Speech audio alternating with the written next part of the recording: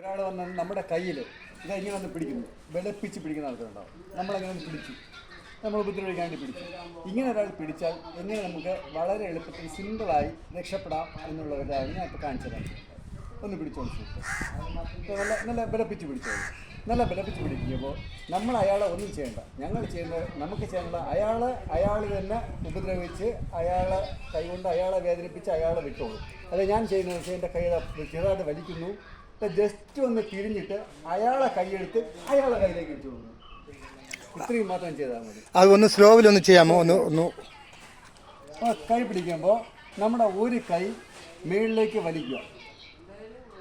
അപ്പോൾ ശത്രുവിൻ്റെ കൈ എന്ത് ചെയ്യും? മേളിലേക്ക് പൊങ്ങി വരും. എന്നിട്ട് അയാളുടെ കൈ കൊണ്ട് തന്നെ അയാളുടെ കൈത്തണ്ടയിൽ നടുക്കേക്ക് ഒരു ഇടി ഇടിച്ചു കൊടുക്കുക. മനസ്സിലായോ? ഇടിച്ചു പിടിക്കാന്നുള്ളതാണ്.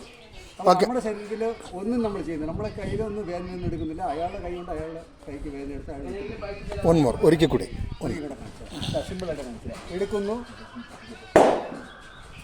ഓക്കെ, ഇതാ എടുക്കുന്നു, ഇടിച്ചു കൊടുക്കുന്നു.